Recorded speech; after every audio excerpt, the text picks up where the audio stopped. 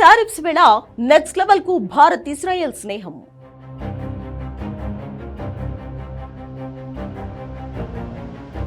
ద్వైపాక్షిక వాణిజ్య ఒప్పందంపై సంతకాలు చేసిన రెండు దేశాలు.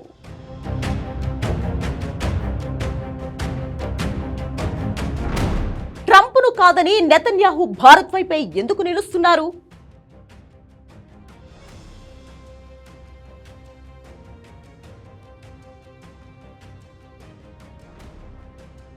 రష్యా నుంచి చమురు కొంటున్నామనే ఏకైక రీజన్తో మన దేశంపై 50% టారిఫ్స్ విధించిన ట్రంప్కు ఈ ఫోటో చూసిన తర్వాత మైండ్ బ్లాంక్ అయిపోవడం ఖాయం. ఎందుకంటే భారత్పై సెకండరీ టారిఫ్స్ విధించాలని ట్రంప్ టీం ప్లాన్ చేస్తోంది. ఇలాంటి సమయంలో తన మిత్రదేశం ఇజ్రాయెల్ ఆర్థిక మంత్రి బెజలెల్ స్మాట్రిచ్ భారత్కు వచ్చారు. రావడమే కాదు, మన దేశంతో ద్వైపాక్షిక వాణిజ్య ఒప్పందంపై సంతకం చేశారు. ఈ ఒప్పందమే ఇండియా ఇజ్రాయెల్ మధ్య స్వేచ్ఛ వాణిజ్య ఒప్పందం దిశగా నడిపించబోతోంది. ముఖ్యంగా ట్రంప్ సుంకాలకు చెక్ పెట్టడమే లక్ష్యంగా ఇజ్రాయెల్ రంగంలోకి దిగింది. నెతన్యాహు ఈ చర్యలే ట్రంప్ కు ఊహించని షాక్ ఇవ్వబోతున్నాయి.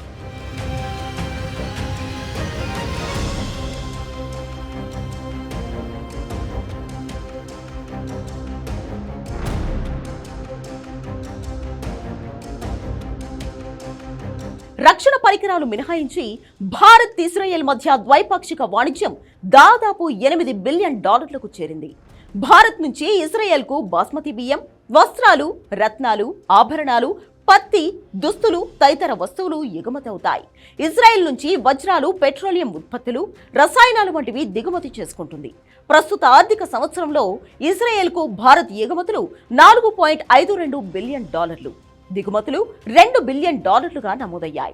ఇక ప్రస్తుతం జరిగిన ద్వైపాక్షిక వాణిజ్య ఒప్పందం విషయానికొస్తే ఇరు దేశాల మధ్య పెట్టుబడులను సులభతరం చేయడం, స్థిరమైన ఆర్థిక వాతావరణాన్ని సృష్టించడంతో పాటు దిగుమతి సుంకాలు, కోటాలు, ఇతర నియంత్రణలను తగ్గించి వాణిజ్యాన్ని సరళీకరించాలనేది రెండు దేశాల ప్లాన్.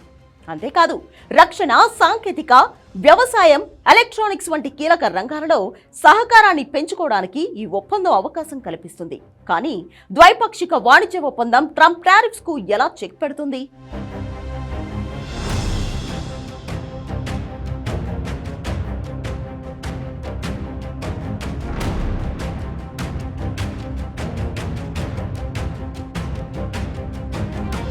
భారత్ ఇజ్రాయెల్ ఒప్పందం ద్వారా ఈ రెండు దేశాలు తమ వాణిజ్య భాగస్వామ్యాన్ని బలోపేతం చేసుకోవడం ద్వారా అమెరికా మార్కెట్పై ఆధారపడాల్సిన అవసరం ఉండదు.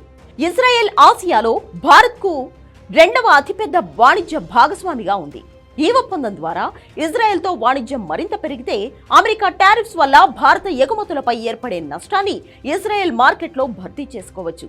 ఉదాహరణకు, అమెరికా వస్త్రాలు, రత్నాలపై సుంకాలు విధిస్తే ఇండియా ఈ ఉత్పత్తులను ఇజ్రాయెల్కు ఎక్కువగా ఎగుమతి చేసుకోవచ్చు. అప్పుడు అమెరికా మార్కెట్కు ఆల్టర్నేట్ గా ఇజ్రాయెల్ మార్కెట్ నిలుస్తుంది. తద్వారా భారత్కు అమెరికాలో ఎదురయ్యే నష్టాలు ఇజ్రాయెల్లో కవర్ అవుతాయి.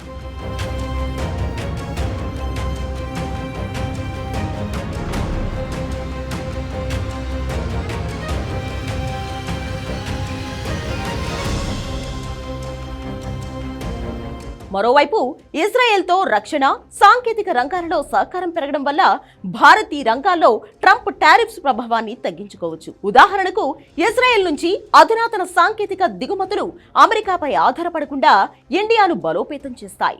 ప్రస్తుతానికి ట్రంప్ వ్యవసాయ ఉత్పత్తులు, టెక్స్టైల్స్, ఎలక్ట్రానిక్స్ పై ఎక్కువ టారిఫ్స్ వేశారు. మన దేశం అమెరికాకు ఔషధాలు, టెలికాం పరికరాలు, రత్నాలు, పెట్రోలియం ఉత్పత్తులను ఎగుమతి చేస్తుంది.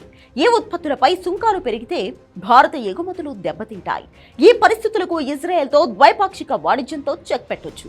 ఇలా చెప్పుకుంటూ పోతే ట్రంప్ టారిఫ్స్ వేళ భారత్ ఇజ్రాయెల్ మధ్య జరిగిన ద్వైపాక్షిక వాణిజ్య ఒప్పందం గేమ్ చేంజర్ గా నిలవబోతుందనడానికి చాలానే ఉదాహరణలున్నాయి.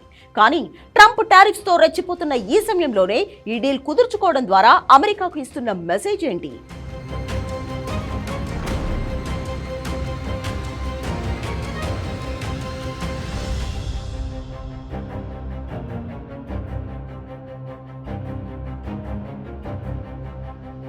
రష్యా తర్వాత భారత్కు అత్యంత నమ్మకమైన మిత్రదేశం ఇజ్రాయెల్. అయితే ఈ దేశానికి అమెరికాతో సంబంధాలు అంతే కీలకం. వివరంగా చెప్పాలంటే గాజా, ఇరాన్, లెబనాన్, హౌతీలపై పోరులో ఇజ్రాయెల్కు అమెరికా మద్దతు చాలా కీలకం. భారత్తో టారిఫ్స్ వివాదం వేళ మరో దేశం అయితే ఇంత పెద్ద ఒప్పందంపై చర్చించేందుకు కూడా సాహసం చేయదు. కానీ మన దేశం విషయంలో నెతన్యాహు అలా చేయలేదు. టారిఫ్స్ వివాదం వేళ తప్పుడు సంకేతాలు వెళ్లే ప్రమాదం ఉన్నా పట్టించుకోకుండా భారత్తో ద్వైపాక్షిక వాణిజ్య ఒప్పందం చేసుకునేందుకు తన మంత్రిని ఇండియా పంపించారు. తద్వారా కష్టకాలంలో భారత్తో కలిసి నడుస్తామనే సంకేతాలు పంపించారు. అటు అమెరికా అధ్యక్షుడికి భారత్ విలువేంటో చెప్పే ప్రయత్నం చేశారు. ఏదేమైనా ఈ ఒప్పందం భారత్ ఇజ్రాయెల్ సంబంధాలను మరో స్థాయికి తీసుకెళ్లడం ఖాయం.